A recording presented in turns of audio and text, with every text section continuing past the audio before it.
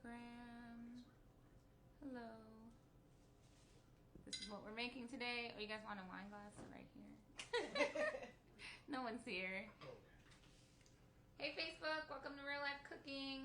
This was supposed to be the last episode of the season, but I don't know, I'm feeling a little frisky. Maybe I'll do some more.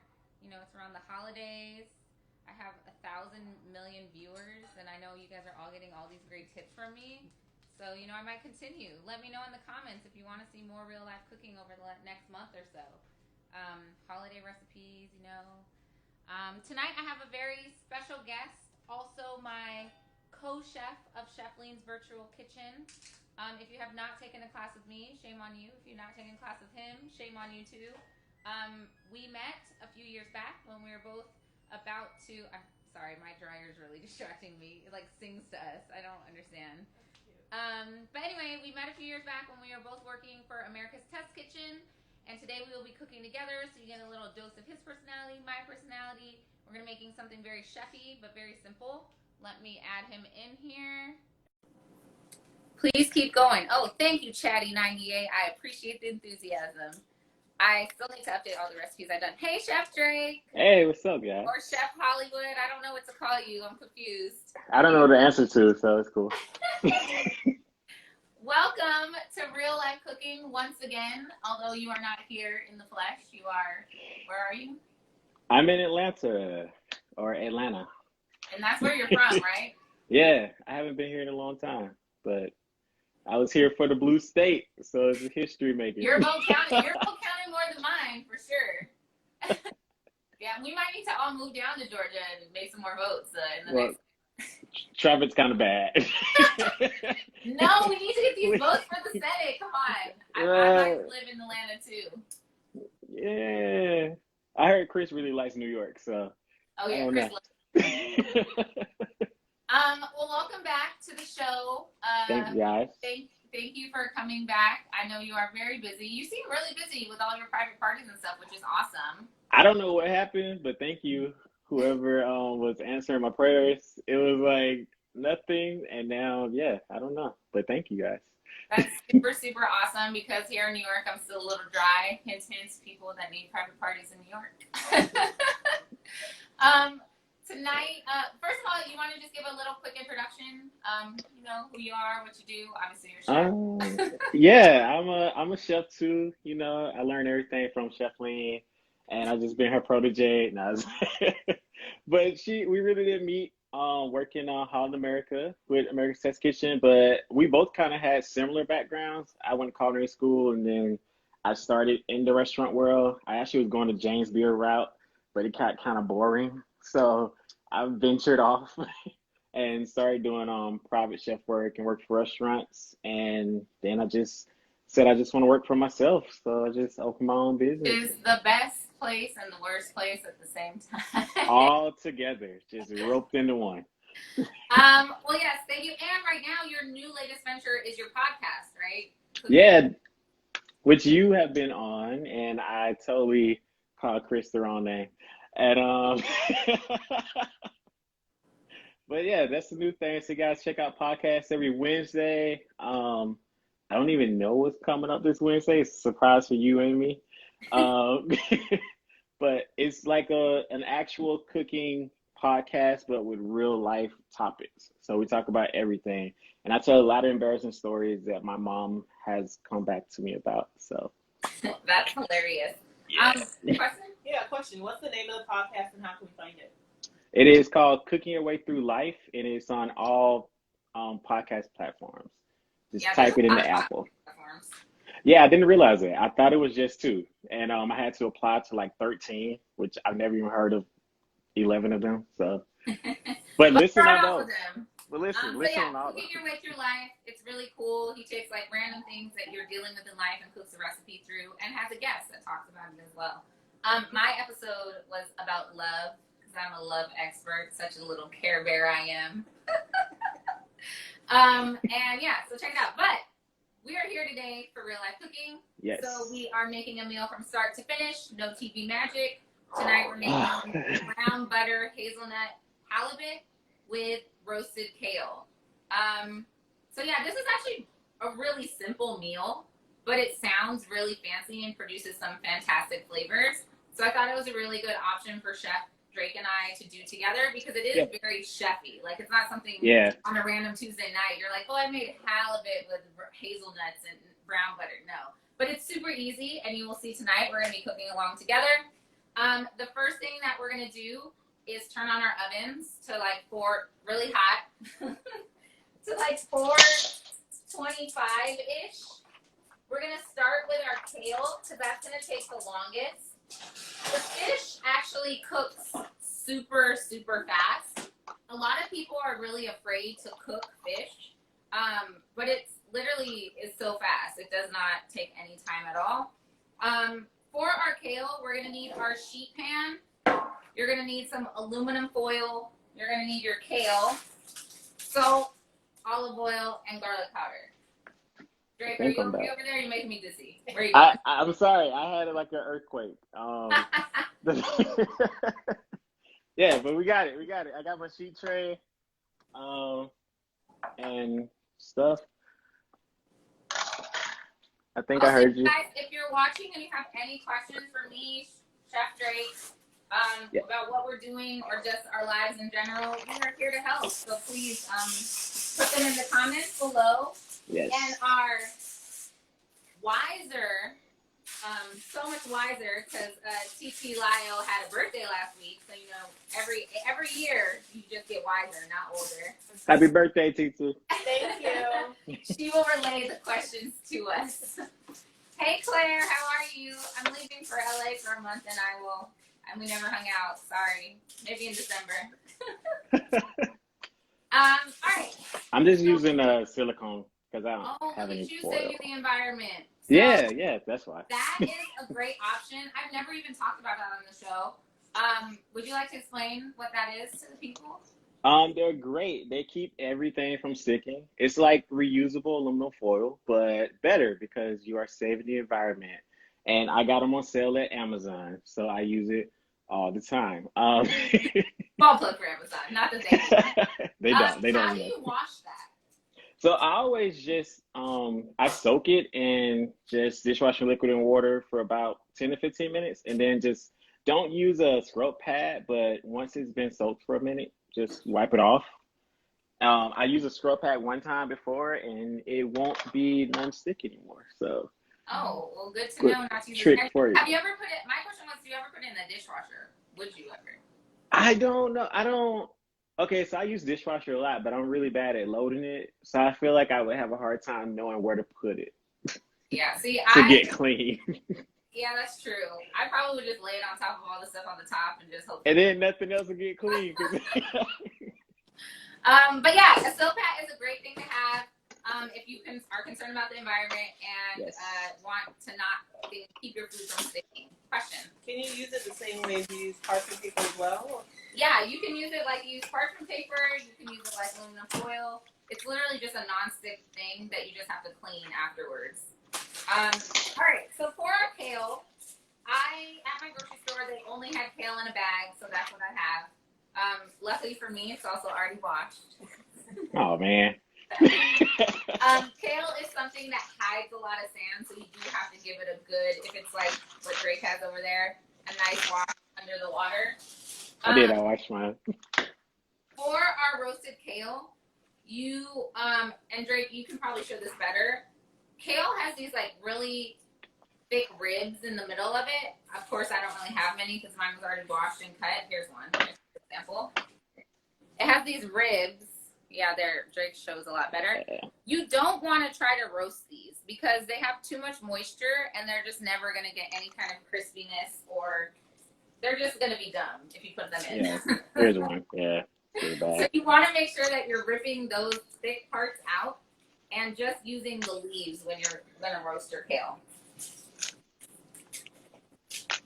This is like one of the mundane tasks I really hate. Yeah, I kind of wish my niece or nephew was over right now, but it's cool. It's the worst when you have to do collard greens for like the holidays.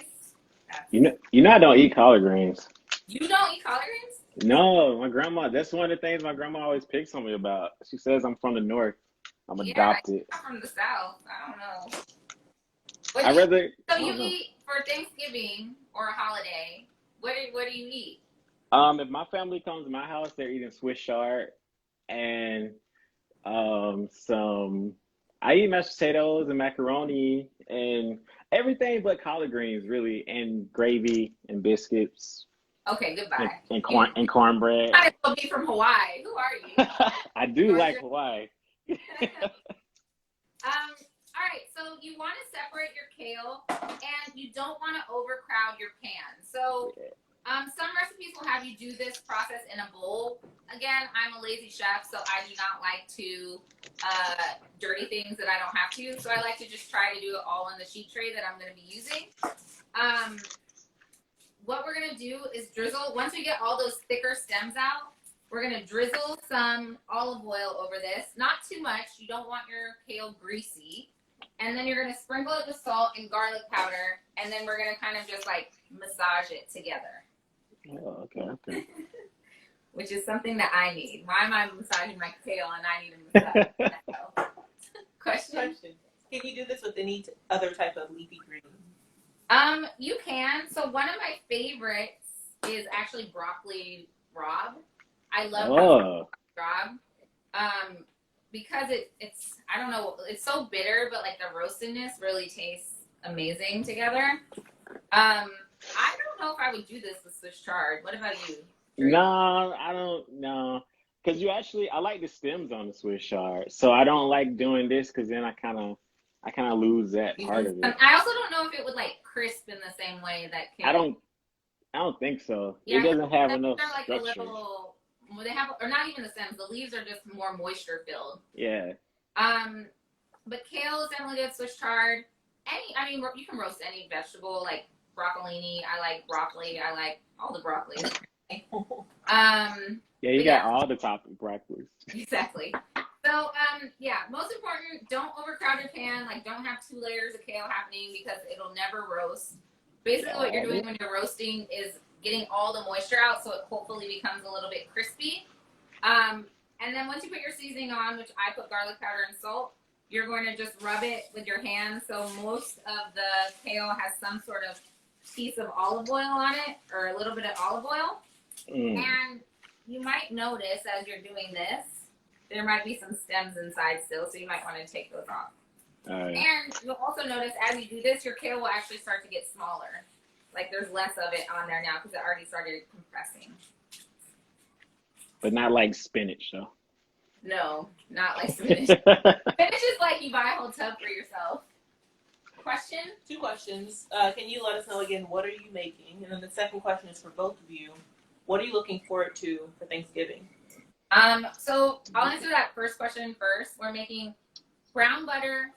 hazelnut brown butter halibut with roasted kale. We're working on our roasted kale now. We're going to put it in the oven, a super high oven, for as long as it takes. People always want an exact time. We're going to try to get like 15 minutes, see what's happening with it. And yeah, that's all I have to say about that. Great. What are you looking forward to Thanksgiving? I'm going to put this in the oven, actually. I don't know. I kind of hope that my grandmother makes a coconut cake. Ooh. Like my grandmother rarely cooks. She actually kind of cooks in secret. Like she won't cook nothing, and then you just show up one day and it's like a Sunday dinner. But when she does make the coconut cake, it's really good. So I look forward to that. Nice. How old is your grandma? Oh man, I don't know. She's been lying about her age my whole life. I feel like it's how grandma's age, right? Like they're No, like, she's been lying about her age to me her whole life, like my whole life. That's Like, hilarious. I don't know. That is hilarious. I know she's been married like 12 times. Whoa, telling all the grandmas business. They want to tell her age, but I mean, marriage is public record. So. And that is exactly the kind of content you'll get on Cooking Your Way Through Life. That is true. That's true. I am looking forward to actually going home to California. I have not been home all year. Wonder why? There's nothing really happening in the world to prevent me from traveling. In terms of food, my dad sometimes barbecues a turkey, which is super, super good. Not barbecues like with sauce, but like smokes it. Oh, okay. which is really, really good. And I am a cranberry sauce girl, so I need the cranberry sauce. Drake apparently is not a cranberry sauce guy. I mean, it looks good in pictures. It's good. Like, you need it. I love, after Thanksgiving, the cranberry sauce and turkey sandwiches. I will say, little plug for virtual cooking. I'm teaching people how to make an orange cranberry sauce, which I really do like that combination. But just like if I show up to your house and it's the cranberry sauce out that can and you sliced it, I can't. It's delicious. I kind of like that too. I do make the orange cranberry, like, I don't know how you're gonna make it in the class exactly, but I make it fresh. Well, there's like two different ways, but I like it kind of fresh. Yeah. But there's a place for the gelled cranberry sauce. All right. I actually really enjoy cranberries this time of year because you don't really see them any other time of year, and No. fresh cranberries actually add really interesting flavors to a lot of different things. I eat cranberries and other stuff. It's just I don't know. I don't know. It's just that can. It kind of always scared me as a kid. So I guess, I mean, I have a thing against just canned vegetables in general. Like, actually, I don't know if you saw the episode with Kiana. She was talking about making mac and cheese with cream of mushroom. I was there for that one. I typed in. I've seen it in the South, so I was just like, I know people That, do like, literally makes my stomach turn. I can't even imagine it. I feel like I need to make that on Real Life Cooking just to see, just to prove myself wrong or something. Next time. Yep. Next time. All right. Actually, that's what I should do before Thanksgiving, like weird Thanksgiving foods to me. Okay, so our kale's in the oven. Yes. Generally, you would roast kale because of its moisture content at a lower temperature for a longer time. But this is real life. We just want it to get crispy fast, so we're just gonna keep it at a high heat, check it every 10 minutes or so until it gets to where we want it to be. Next, let's talk about our fish, which we are using halibut, which is one of my favorite fishes. I don't actually eat often because it's $30. Oh yeah, because you're cooking for two, so you know. I'm cooking for 4 today. Actually, I'm cooking for 6 because man. Titi Lyle and her husband Drew are here. But yeah, this is $20 a pound, so I generally don't buy houses. How much is it in Atlanta? It's actually I got it on sale today. I went to Sprouts. It's like a little farmer's market. Yeah. And it was $17 a pound. So okay, so I don't feel so bad. yeah, about the same. So I asked her to give me 1.5 pounds or so. Generally, each person eats about half a pound or like 4 ounces. Yeah. So my piece is big and giant like this. I'm gonna portion it myself. I actually enjoy portioning my own fish. Just because a lot of times, most of those fishmongers in regular grocery stores don't know what they're doing. That's just their job that they're getting paid for. Yeah. It's not their dream of life. So, yeah. If you care about how your fish is exactly portioned, you should probably do it yourself, unless you have a really good person. And it's cheaper. Yeah, and it's cheaper, yep, generally. So, halibut has the skin on the back. I'm going to cut this into 5 portions, maybe 4.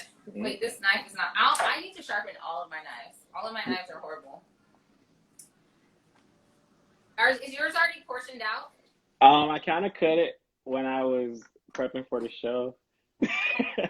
being responsible. So I'm going to cut it into long pieces like this. Not short pieces like that, but you could totally cut it into short pieces. However you really want to. I cut mine in short pieces that she just told you guys not to. So, Let me see yours. Did you show us? I didn't. Yeah. Oh yeah. There you go. Yeah. It was Also, you guys will probably, you're seeing me struggle while I cut through the skin. If you are struggling at home cutting through the skin of your fish, your knife is not sharp. Yeah. You should not have to do this, what I'm doing. I'm showing you exactly what not to do, so this can be ingrained in your mind. So you're not doing this at home. Sometimes when I'm at client's house and they have really bad knives, I will actually use scissors to finish cutting the. Oh, okay. Yeah. Use your client's knives though? Yeah. I could be walking around the city with knives in my bag, like, no. I keep my knife bag with me. It's like You it's. have a car. I didn't guess that's true. Like, I remember when I first moved here, because I was like, you know, super, super into like my own knives, my own everything. And I used to carry my knife from the client's house, like, to home. But I would go out a lot after. So I would be at happy hour with like this giant chef knife in my bag. And But nobody messed with you though. no one messed with me. The one time, actually, I went to the club once. Because, you know, in New York, you go from happy hour to like going out sometimes. I literally had a bag with a knife in it going to the club. But luckily, they didn't see it. And I mean, I wasn't trying to do anything to anyone anyway. But, just kidding. Just kidding, guys. All right, so I portioned mine into 2 bigger portions and then 3 smaller portions. What we're gonna want to do is pat this dry so we can get a nice sear on it, and then we're gonna want to salt it right before. Oh, actually, we're gonna cook it before. I don't know where I'm at. We're gonna cook it now. Yeah. Before we make our brown butter. We have a question, so we want to pat this off. That's what I'm doing. Question. Yes. Question is, are there more affordable air quote, fishes that you could do the same recipe with? Yeah. I would say Drake. Do you have an answer for that? I would say you can do pretty much any flaky white fish. Like I know a lot of times you could use cod, which is not my favorite fish, but it works with this. I would You need like a meaty white fish. yeah, like it has to have a lot of everything I'm thinking of is more expensive, so yeah. Yeah, like this is so halibut, sea bass is equivalent, but it's more expensive. Yeah. Cod is probably the least expensive, and it is cheaper, but it's not. Cod to me is not as buttery. Yeah, you have to and add it's a so little much dry. flavor to it. Yeah. Yeah. What else? You could also make this with like a flatfish, like a flounder. It'll be slightly Oh yeah. time, which is typically cheaper because they're just thinner. I wouldn't recommend making this with salmon because there's so much butter and salmon is already so fatty. Yeah. But those would be any white fish. Just the cooking method might be slightly different for the flatter fish. Yeah. So we're gonna season this. Question? Comment. Your cousin Mary Jo Martin says hello. Oh, hello. Hello. How are you? Oh yeah. Right, I'm sorry. also, Spencer while told we're me to say seasoning- hello too. While we're seasoning our fish, let's get our pan. Start to get our pan pretty hot. Because we want to sear our fish first, and then we're going to use the same pan to make our brown butter in.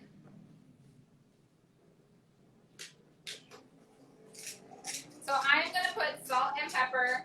Contrary to like when I make steak and I always yell at people, not yell, but I always say don't put pepper. You yell. And I say don't put pepper on your steak. Because we're just not going to need as high of a temperature to sear our fish like you would for your steak. That's my general thought. Do you have any thoughts for that, Drake? I don't yell at people for putting pepper on their steak. I like pepper on my steak. You just have to watch your steak a little bit more, you know. Do not try to be good cop, chef in virtual kitchen, chef instructors. All right, so we're gonna get our pan nice and hot, and now you get to make a decision if you want really crispy skin or if you want brown fish on the top, like presentation side brown on the top. Because whatever side you decide to put down first is going to get the most amount of brownness on it. I personally don't really eat the skin most of the time, so I normally go for presentation side just because I think it looks prettier. There's some skin eaters here today, and you are a skin eater, so I'm gonna go for the skin side today. We're just gonna put just a little bit of olive oil so it doesn't stick in our pan. Cool. You tell the people we're using a nonstick or a Oh no, I didn't. What are you using? I'm using a regular pan. I'm not using a regular skillet. Regular skillet. That's brave of you. I am using my Scan Pan, which is nonstick, which is normally what I use for fish, basically every single time. Although I will say, pans like the one Drake is using do produce a better sear. That's the only reason why I use it. But if I was going for the brown side, I would use the nonstick. If I wasn't doing skin first. But if you are not advanced at cooking fish, using a pan like Drake, it does always run a chance of sticking. So that's why I just err on the side of caution all the time. We have a question. Question: what's the trick to make it not stick? The trick to make it not stick, from my opinion, is to put some oil on it to make sure your pan is nice and hot, and to listen to your fish. So most of the time when it is sticking, it's just not done, honestly. Those would be my tips. Drake, do you have anything to add? Oh yeah, it's the same thing. Just like wait for it. I always used to say it's the teenager method, where like you have to not force it to do anything. You just have to wait for it to do it on its own. And then if you are trying to move it and it is sticking, like Chef Lean said, it's pretty much still cooking. So just wait it out, and just flip it after that.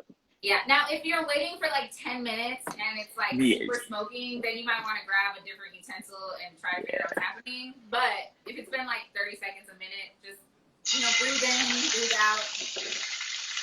Already started on the experience. Let me get on it. Oh, my pan heated up fast. I'm only cooking for one. Well, I'm cooking for two people, but my brother gets off late, so. I also like to hold my fish down for just a second because it will curl up a bit when you put it in.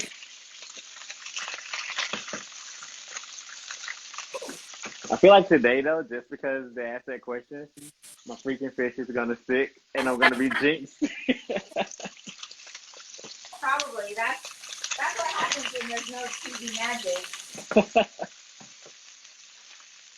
I miss that TV magic sometimes.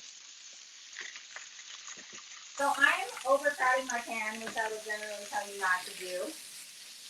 But just trying to get them all in. I'm going to bring this over so you guys can see really quick. Okay. I have 5 pieces in here. Nice. Oh, you have the 2. Yeah, I just have the 2. And like I said, your fish skin is going to start to curl up and want to not touch all the parts of the pan. So it does help to kind of just push it down a little bit while it's cooking. Also, while that's happening, I'm going to check on my tail because I'm starting to smell it. So I just want to pull that out for a second. Yeah, I'm glad you said that because I definitely forgot about the tail. So I'm going to let my fish do its thing. Notice I'm not standing over it, washing it. I'm trusting the pan. Here is my tail. It has some nice color on it already. It's shrunk down quite a bit, you can see.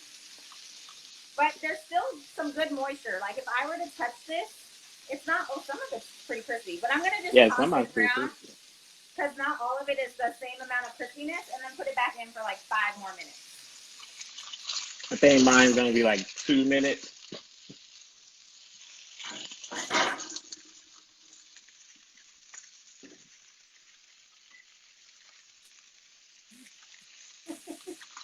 I'm going to aim for 5 minutes.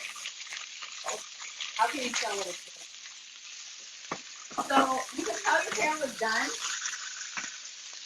You can tell your tail is done because it literally will be crispy like a chip.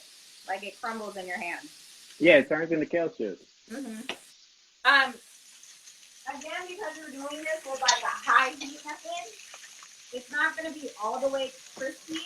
There's going to be a little bit of moisture, but that kind of play is kind of nice, in my opinion. All right, I'm going to put this back in. Let me test my fish. I got 1 out of 2 flips.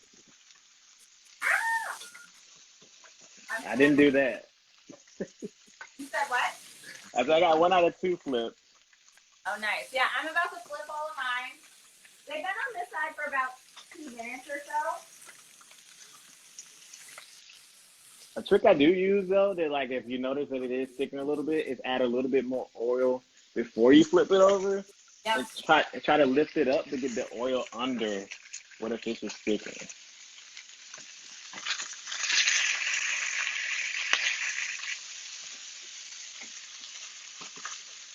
I think I can get both of these.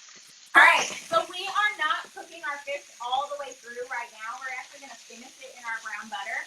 So we're just getting that skin really crispy. Nice. Oh, look at great skin. That is amazing looking over there. And we're just making it really crispy and really brown on the other side, or slightly brown on the side. It won't get super brown. And then we are going to take it out and make our brown butter.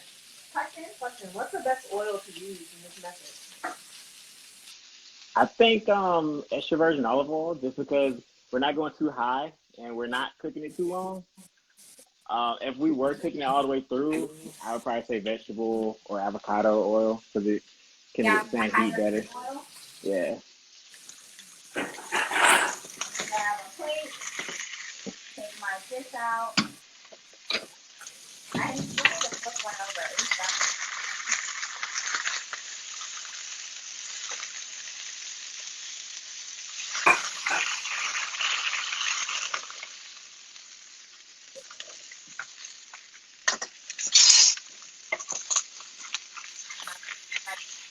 Yeah. I wanted to show you guys my halibut.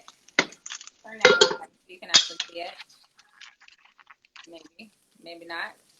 So the halibut is not all the way cooked through. Like there's still some opaque pieces here in my longer pieces that you can see. So it's not all the way cooked. Oh, you can see it better on Facebook. But where it gets white and not opaque anymore, those pieces are cooked already. But these pieces are going to cook in that brown butter. Yeah. Yours? Mine's more like on the back because the sides kind of hit the oil. Yeah, your skin looks amazing though. That is literally the benefit of using a pan like that. If you like the skin. If you don't, yeah. Yeah, if you don't, it's not that serious. It's not worth the headache. Exactly.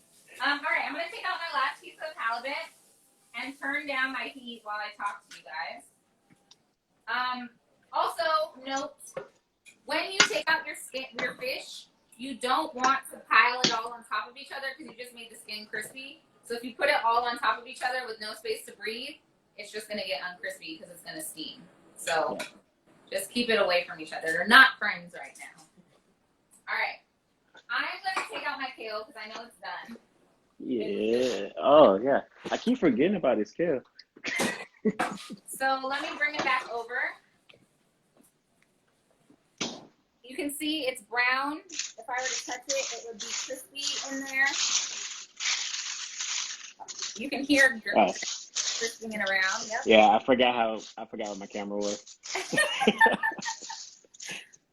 So yeah, this is done. We're gonna just leave it on this pan. What's the other method to make it slower? To do it slower, you literally just use a lower heat, and it will dry out slowly. More like dehydrating. Like if you were to dehydrate like apples or apricots, it was a really big thing in the 80s apparently. It was a very low heat for a very long time. But as you guys can see, this method works perfectly fine. And just don't forget. Yeah, just don't forget it. Exactly.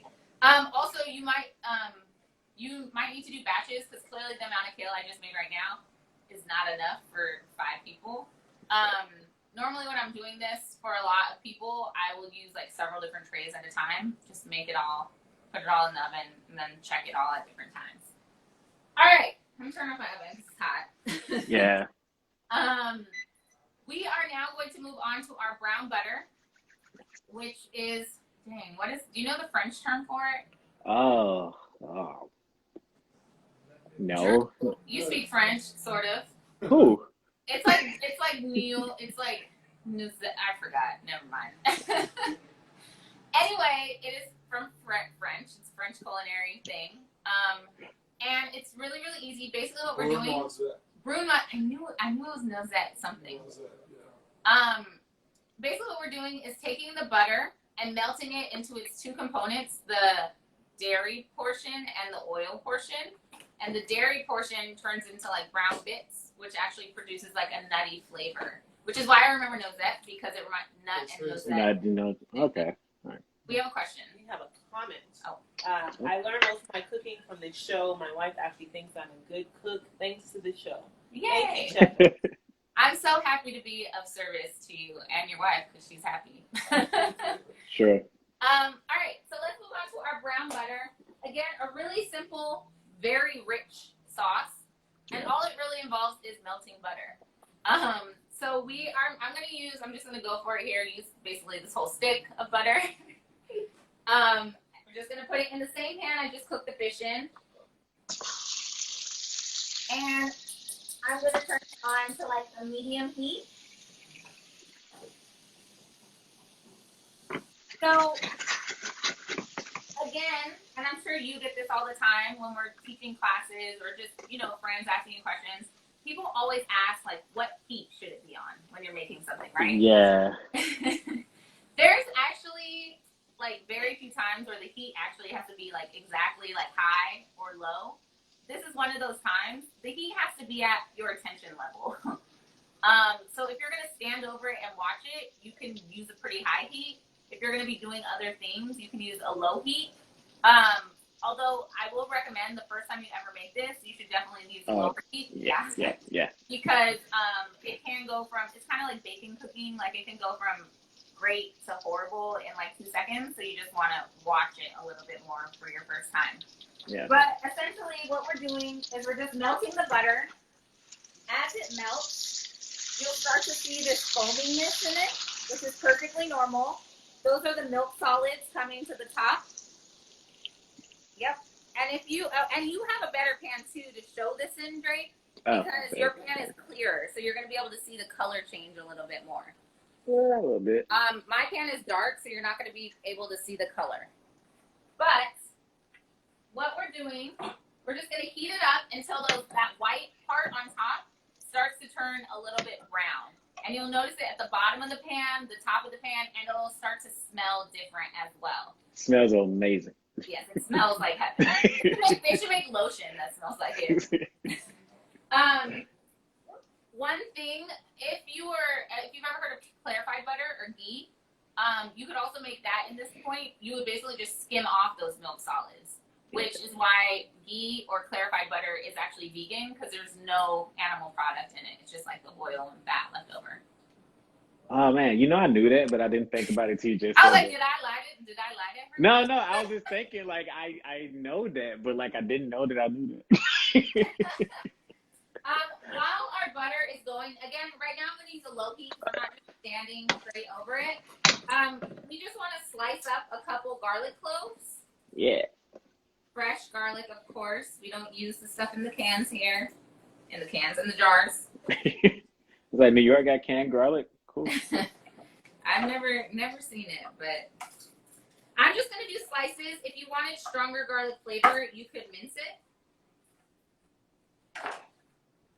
Zest it down. Oh, okay. Oh, question? Question for Drake. How did he get started cooking? How did you get started in cooking, Drake?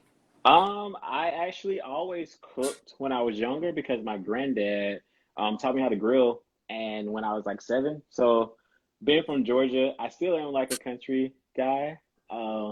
We stayed in Decatur and Monroe, so like big town, small town thing. So I learned how to, I think it's called bleeding a deer, taking all the blood out of a deer, and dressing a deer. Oh, hunting? Yeah, like my granddad taught me how to hunt and fish, and like we would like dress deer and grill, and so I was like, oh, this is cool. Let's get more into it. And I cooked like all through college, even when I was in college for computer science, and I just never thought I could make a career out of it. And then I was like, I might as well do this because I hate computer science. So you literally your life has been making money off of cooking. Basically. Or yeah. Did you ever have, I always call them real jobs. I know our job is real, but it doesn't feel like it. Because one, it's fun, and also it's not like a 9 to 5 kind of situation. Yeah, it's not traditional. Not traditional. Did you ever have a traditional job? I did. I worked for CVS like 11 years of my life, like on and off. Even after I got my culinary degree, I took a year off and I became a store manager. And I was like 25 years old. I had my own store. Oh, you were alive. You thought you were the boss. I thought so. And then I go to these store meetings and everybody has kids my age. I'm just like, I don't want to be you guys. Like, so then I went back to cooking. Nice. It's like a little brief step away, which we need sometimes. Yeah, for sure. I mean, I have those realizations too. Actually, I had a job at Old Navy. I thought I was like going towards like retail management as well, like inroads program. Yeah. And I was making good money in the inroads program. I literally, it was hurting my soul. I quit like 2 weeks early. My mom was so mad at me. She's like, "What? How you quit a $78 or $78 job and you're 17? What's wrong with you?" I was like, Retail is hard. I just couldn't do it anymore. Like my soul was hurting on the inside. Yeah, and then I went to culinary school, and that was that. Yep. But yeah, okay. So we sliced our garlic. Ooh, our butter has gotten brown since I was. Oh yeah, we definitely were talking. Definitely there. Let me bring a spoon, or let me show you guys on a plate what it turned into. Mine is like right on the cusp of not being. Yep, mine is too. Mine is like perfect. If I was watching this, I actually probably would have turned it away or taken it off a little earlier. But what's great about this is this actually has more flavor. It's kind of like gumbo when you're making that roux. Like the darker it is, and the less it's burnt, the better it is.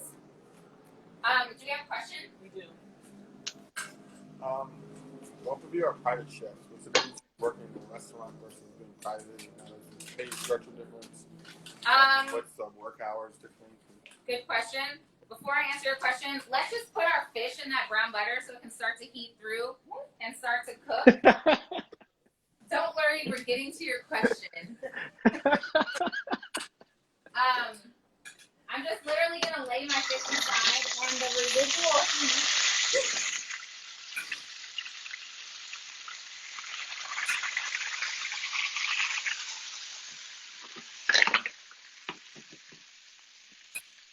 Smells so good.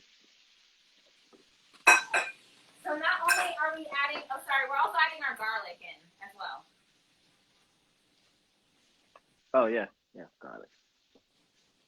So we're gonna, while we answer that question, we're also gonna be spooning over this butter over our fish, and it will continuously continue to cook it. Can you say the question again? I think I heard like the last part of it. Okay, so the question was, we're both private chefs. What is the difference between being a private chef and working like in a restaurant, like hours, pay scale, all of those great things? How do both of you end up in private chefs? Oh, how did you end up in private rather than like a restaurant? Ooh, you want to go first? Or you... They keep adding on questions over there. I might have 19 and 20. All right, so I will say that working privately is generally better money for sure. I agree with that.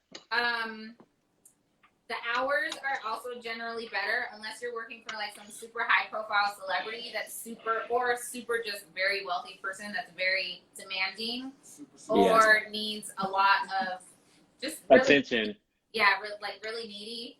Because there are some chefs that like live in with people and literally have to make food whenever someone is hungry. I've never been that person. I don't think I could be that person. Not for me. Yeah, and you're like traveling with that person and doing like literally everything with them. Not for me at all. What was the other part? Pay structure. Pay structure. Well, the pay is better. Drake and I both work for ourselves, so we basically set our own rates. Yeah. Which for me, actually, this is a good question. For me, it's been kind of a struggle. How do you feel about setting your pay rate, or your like when you're doing a private event? Like, how do you figure that out? I hate it. I can tell my friends how to do theirs, like based off what they're doing, and I'm good at just saying like you should do this and this. But when it comes to me, I feel like I'm always undercutting myself. Like I don't know. I definitely feel that way. One of my secret weapons, actually, two of them are in this room. Christopher and TT Lie are always like, nah, you need to charge more. That's really what I used to. I like always bounce it off my cousin. He's like, nah, you need to go up. Yeah. I think because we both like, cooking doesn't necessarily feel like work for us. So it's like, wow, I'm getting such. But then you're like, oh wait, but I have to pay bills. Yeah. Like, and I've been doing this for a long time, and I'm very experienced at it, and I bring a lot of knowledge. So I am worth the amount that I'm charging, and anyone that doesn't want to pay, I probably don't need you as a client. I can't take on a charity case. But how do you get started? Like, How do you find that? I'm a private chef. You just put it on Google. How do you get started? What was your first job as a private chef? My first job, I was working for a catering company in culinary school, and I was at a party on a like on a station, like they always have us on different stations, Oh and yeah.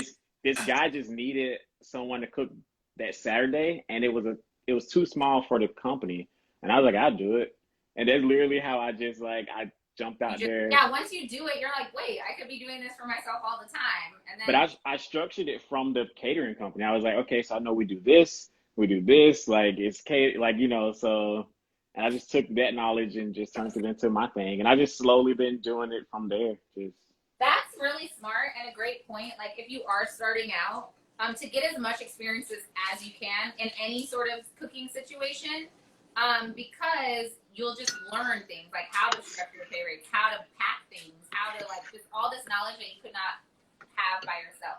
yeah, I will say one note though that I always have people ask me about just going straight into private chef. Like what Chef Lean just said is very important because when we go into people's homes, you never know what you're walking into. So if you don't have experience in like all these crazy things that have happened before that usually happen in restaurants or in culinary school, sometimes it is a little difficult. And you might not know what to do. So That's for sure because people don't have the right pans and right tools. But if you work for catering companies or restaurants, like you've seen, like how to improvise, how to just keep the show rolling. And the hardest part about working as a private chef is you're literally on stage. Like people just want to talk to you while you're cooking. Yeah. So you're literally like they're like, okay, then it's like, oh yeah.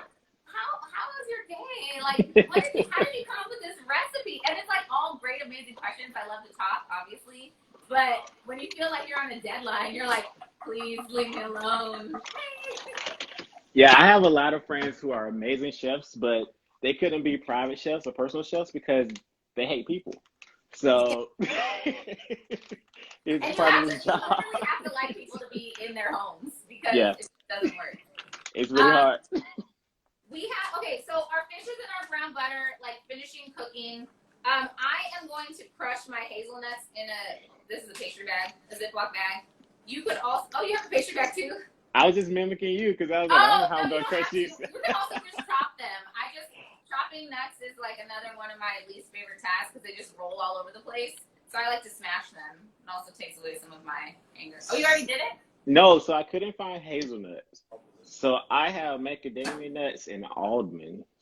Oh, well, you can do whatever you want. You can add both. I think I'm gonna, I think I might do macadamia nuts. You know, I picked almonds up. It's cool. It's from Hawaii, anyway. So we just want to smash them up a little bit, crush them up, and while we're doing that, there's a question. How have you navigated the pandemic as a private chef? Ooh. Great question. I started a podcast. This is how I've been navigating the pandemic as a private chef. I don't do mine on my counter so my phone doesn't fall again. For me, navigating the pandemic has been a little bit difficult, but I started Chef Lean's Virtual Kitchen back in April, which has been really, really amazing. To be able to teach people virtually how to make different dishes, celebrate different life events with people, birthdays, corporate events, just really empower people in their own home. I feel like I'm just like chopping right through your answer. It's okay. And so that's been my saving grace. And actually, I found that I really enjoy that almost more than just cooking for random people. Because I just love the connection that you're able to build over food. Drake has also in Chef Lean's Virtual Kitchen, so he's also doing some cooking instructing. But he's been lucky to have a lot of jobs as well, like smaller dinner parties. I've been very lucky here in Atlanta because I haven't been here in a while. So like most of my gigs have been new people, like really small parties. I started my podcast because I didn't have anything else to do. I also started selling like seasonings. I basically did everything I was doing like on a small scale, and I was like, why not? I think that's what the pandemic did give us, like, we were always just working for money, right? Or working for other people. Yeah. And the pandemic gave everyone that is like a creative or someone that was like working for someone else so much more just time to do things on your own, which was kind of nice. Like projects you've been putting off or you never put time into. All right, I'm gonna take out my fish, which has kind of fallen apart here, some of them. Of my brown butter, and then I'm just going to add in my hazelnuts.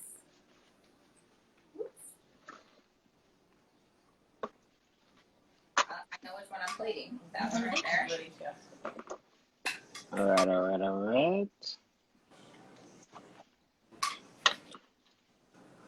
All right. So my now left in my pan is just my brown butter and my garlic. I'm gonna add in my hazelnuts or your nuts that you just chopped up. All right.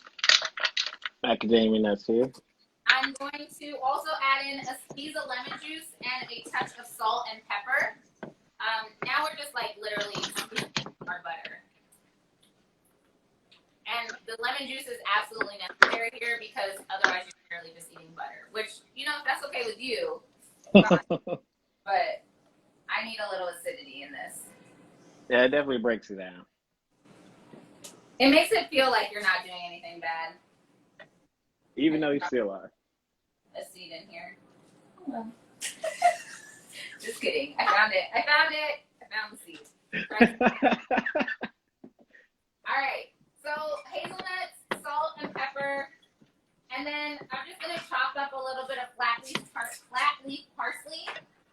And now my heat is off also because my butter is already very brown. So I don't want to make it more brown. I'm going to chop up some flat leaf parsley, which again is going to add color, but also break up some of that super, super like fatty feeling to this. It absorbs some of that butter, so it's not just... Yes. It's not just for color. It really does add a freshness. Yeah. And you can get creative with this recipe because you can add like any kind of herb here. You can add rosemary, sage, thyme, cilantro. This isn't really, I mean, just like almost everything I make on here, it's very versatile. Just a guideline. create what you want. Yeah. Oh, I will say, back to Chris's question earlier though, one good thing about working at restaurants, when I was executive chef, I can order whatever I want. And my budget was so big. You always are well fed when you work at restaurants for sure. Oh man. Maybe too well fed sometimes. Yeah. You're just like, man, I want to try this new recipe. And you're just like, well, just order it. Yeah, exactly. All right. So it is time for the moment of truth. We are going to plate our dish. All right. I'm going to put my halibut on the plate. My gigantic. Don't mind those other side ones. And I'm going to put, I need a large spoon so I can spoon the sauce over with the hazelnuts and everything in here. If your butter got cold, you can just warm it up a bit. Just over low heat. Again, you don't want it to be burnt.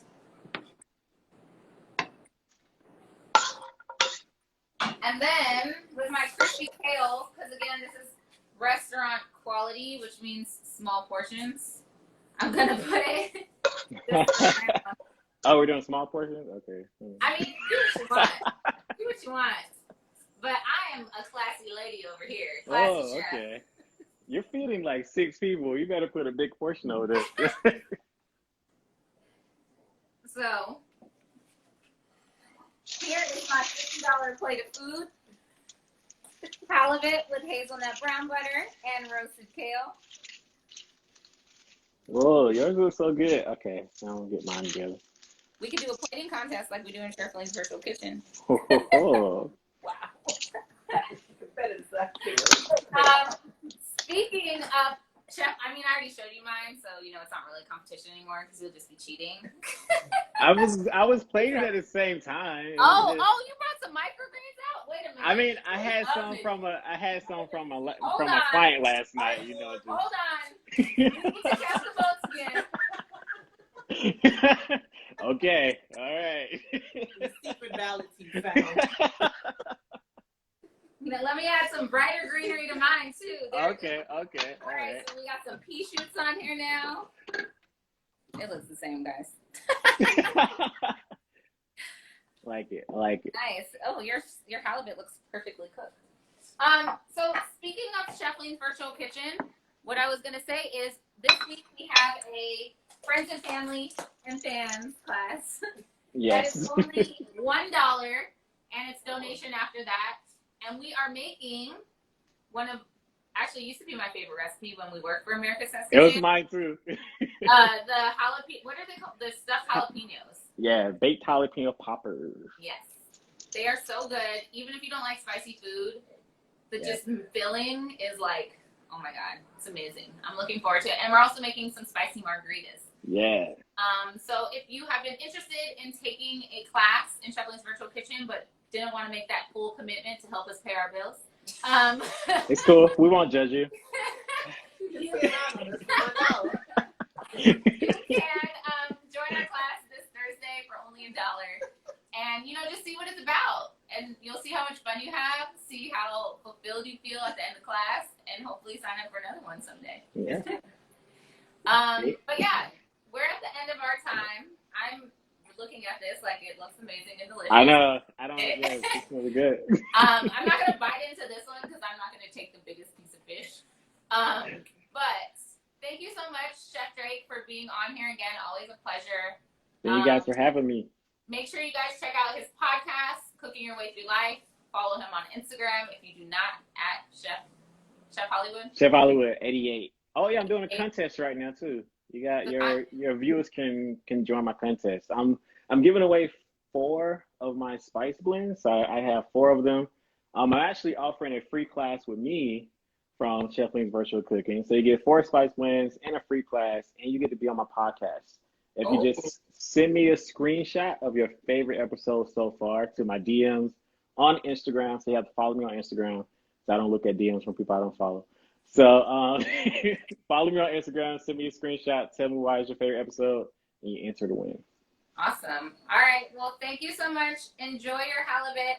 And I will, also, tomorrow you have a sweets class. So you're making sweet potato pie and filling and peach cobbler. And peach cobbler, yeah. Yep. The grown-up edition. Yes, the grown-up edition. You always make everything grown-up edition. Yeah. Boozy. All right. Well, thank you so much. Thank you guys for watching, and see you soon. Bye, you guys. Bye. Bye, Drake. Bye.